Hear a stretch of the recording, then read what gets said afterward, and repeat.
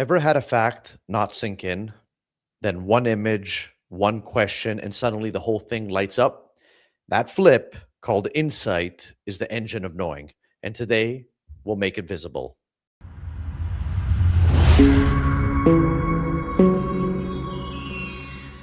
Everyone knows the feeling.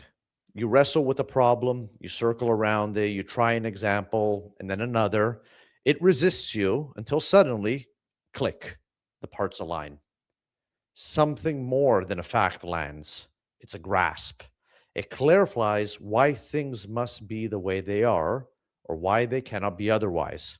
In this episode, we're going to name that click with precision. We'll stage a concrete example, a kind of example that Bernard Lonergan calls a dramatic instance. We'll draw it out with a careful definition of insight. Then we'll show how questions, images, and concepts cooperate in the act of understanding. We will locate insight in the larger process of knowing so you can recognize it when it happens, so you can teach it to others and build responsibly from it towards truth. Our guide in all of this is Lonergan's Insight. It's his magnum opus. The book is long, but the basic moves are simple and verifiable in your own experience. Think of today as a foundation. Everything else in the series, heuristic structures, inverse insight, objectivity, and the method of metaphysics, depend on getting this first step right. By the end, you should be able to do 5 things with confidence. First, stage a dramatic instance that actually causes an insight. Second, articulate the definition in your own words without losing the essentials. Third, diagnose the roles of the images and the question. Fourth, distinguish nominal definitions from explanatory ones. And fifth, place insight in the 3-level map of knowing so you can defend why just looking is never enough. Let's begin with an image you already know. Imagine a perfect circle, not a rough loop with bumps, not one of those wobbly coasters on a coffee table, but the exact figures that geometers mean when they say circle. Now hold that image steady.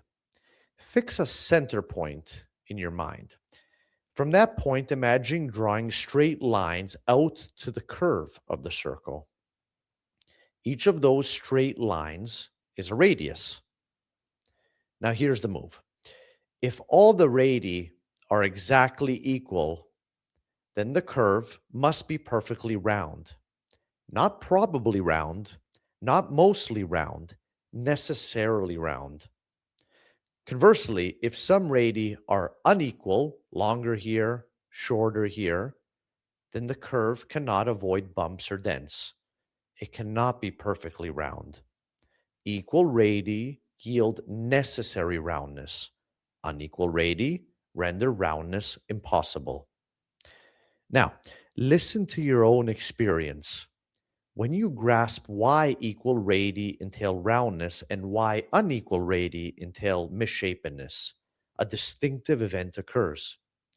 You haven't merely repeated a definition, you've understood. The key is the grasp of the relevant connection. It's the mental catching on that converts a picture into a reason. That grasp, Lonergan says, is insight. Now, notice an easily overlooked feature. If I strip away the images, no center, no radii, no curve, the grasp of necessity evaporates. I might still recite a sentence about equal radii, but the compelling must be so is gone. For this elementary case, the image is necessary for insight. It focuses and constrains your attention so that your question, why is this perfectly round, has material to work on. Today, we will return to that point again and again. The image, not yet knowledge, but it's often the heuristic that leads you to it.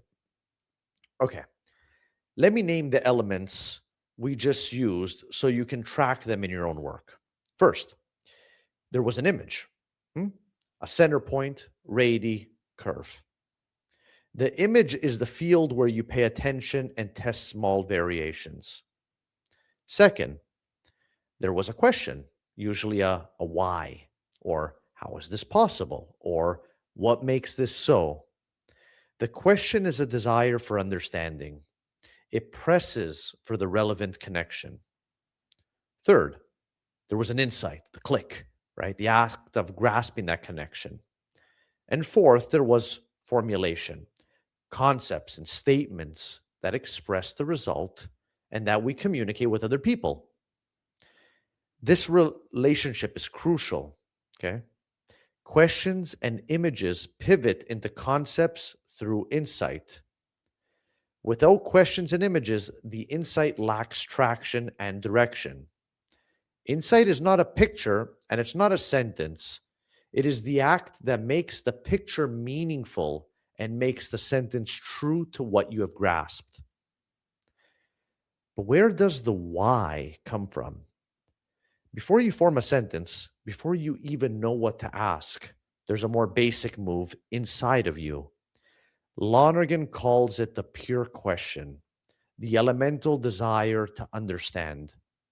It's the appetite of your intelligence. It shows up as curiosity, as wonder, as that itch that won't go away until things just hang together. Think of the moment that you wake up when you see something that intellectually stimulates you. You encounter an effect that seems out of proportion to the cause. You hear a claim that doesn't square with your experience. You notice a pattern that almost, but just not quite makes sense. That restlessness, that leaning forward is the pure question at work. It is prior to insights, prior to concepts and words, in the simple sense that those are about answers. The question is about finding one, and yet the pure question is never free-floating. It's always concerned something given or imagined. We never just wonder, we wonder about something. In our case, what we wondered about was the roundness of a circle. The image made the question concrete. It posed the problem in a way we could manipulate. And the insight answered the question by grasping the relevant connection.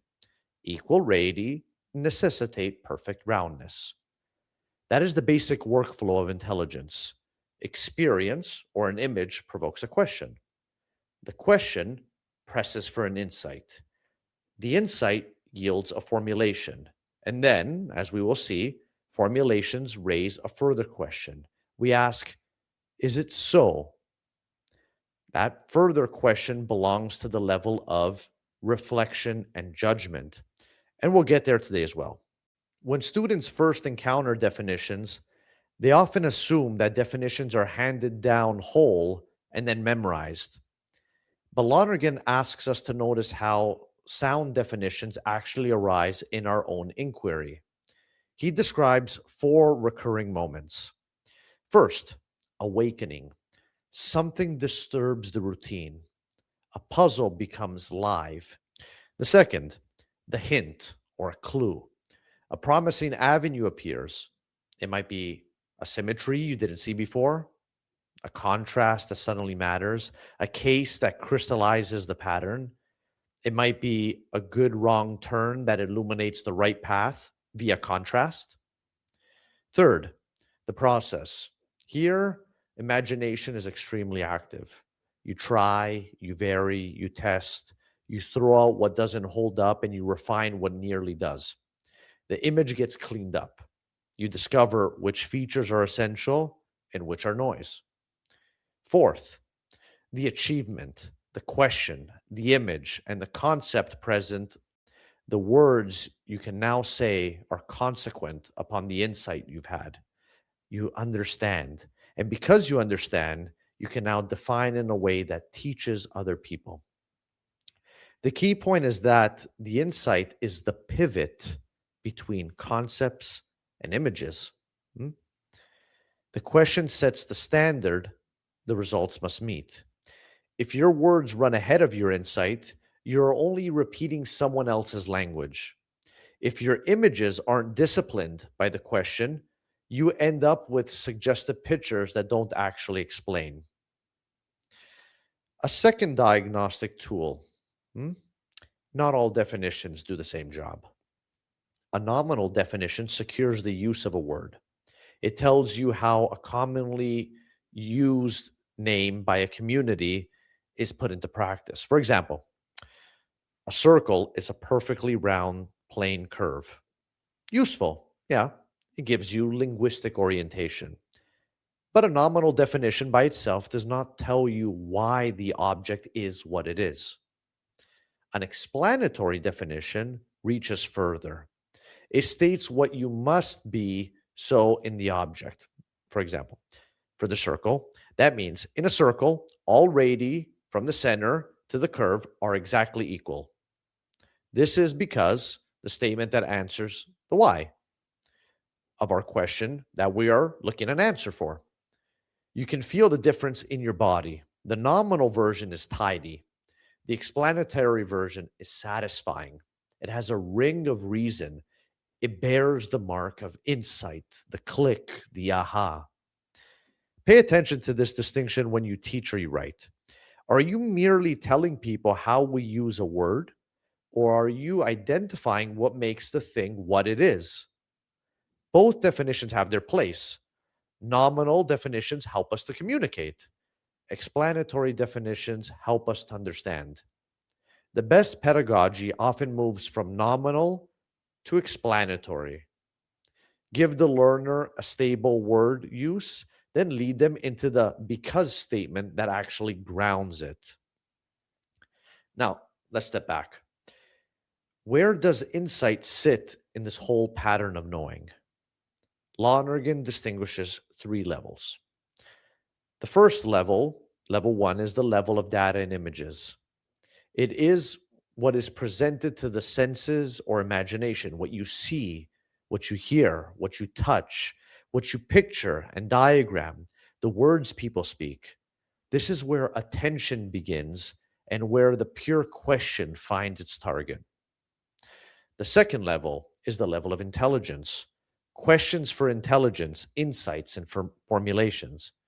This is where you ask why and how and what explains this, and where you catch on to the relevant connection. Then you express it, often first in a rough sentence, later in a refined definition or equation. Then there's the third level. This is the level of reflection and judgment. Questions for reflection like, is it so? Have we truly understood?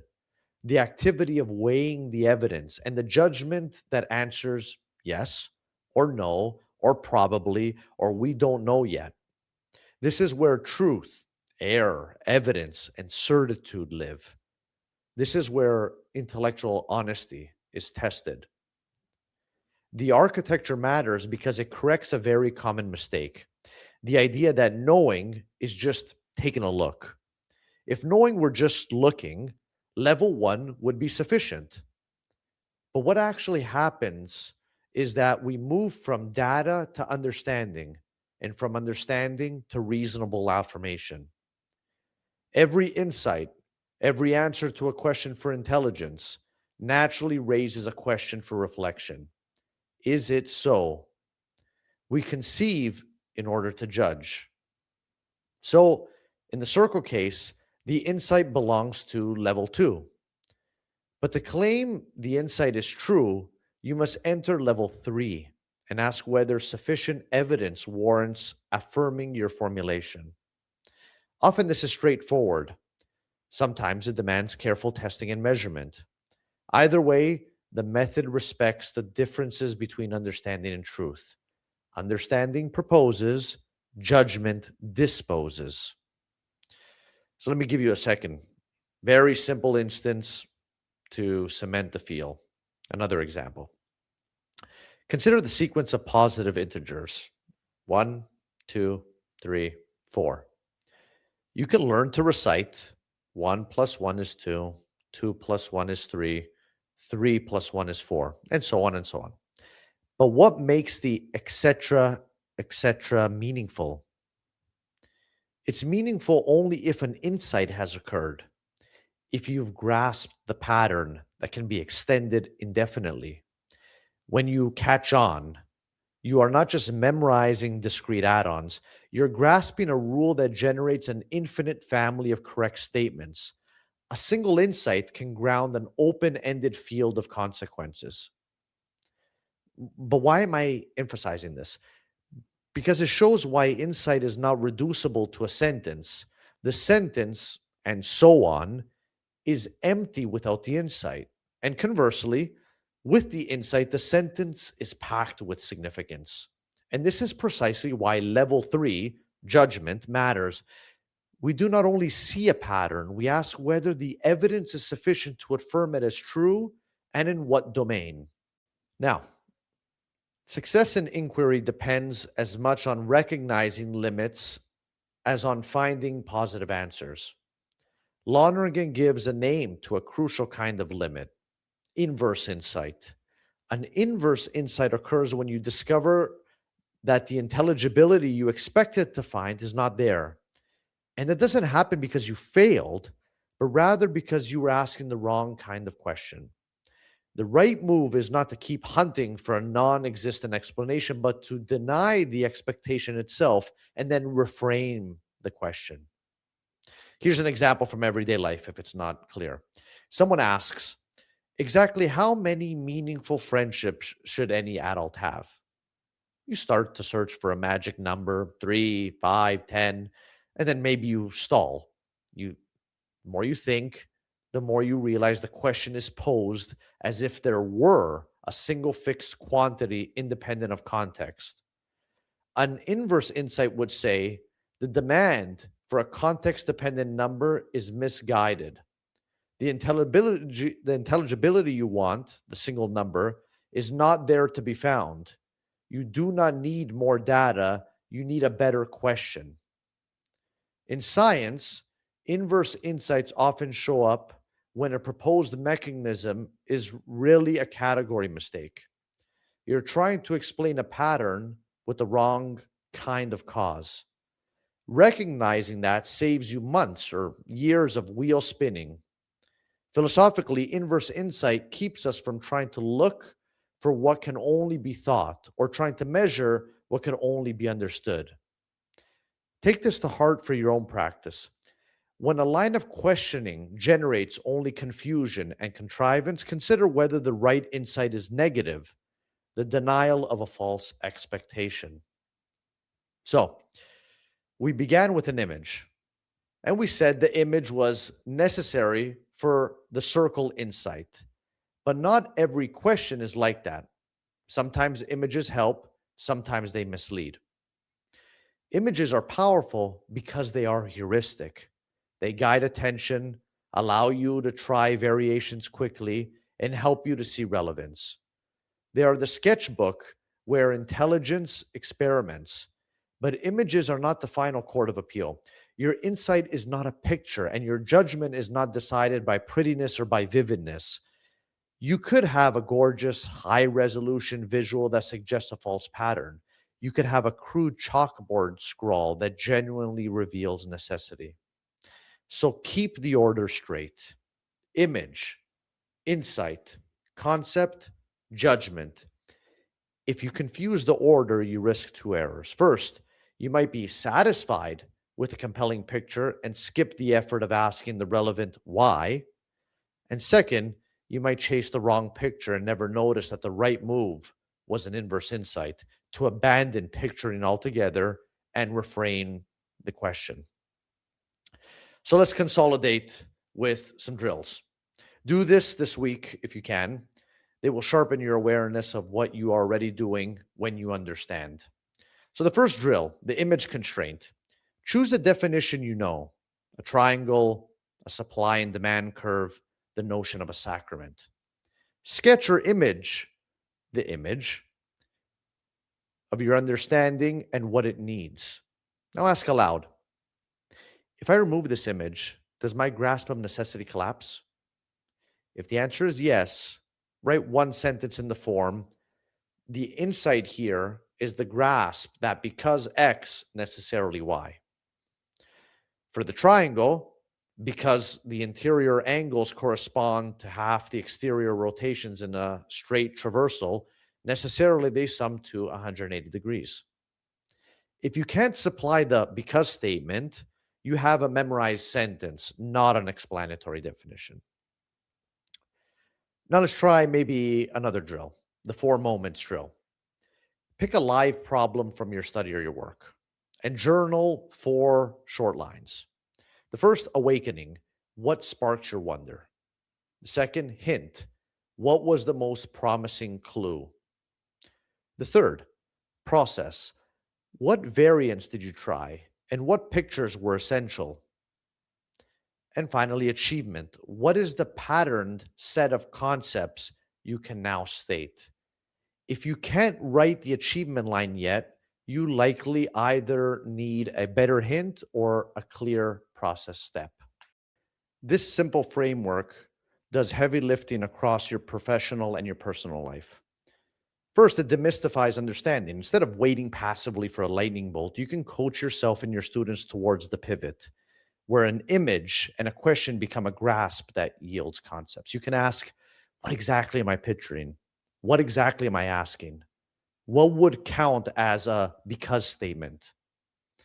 Second, it protects you from the illusion that words are understanding. Words are essential, obviously, we need them, but precise language is the result of insight, not its substitute.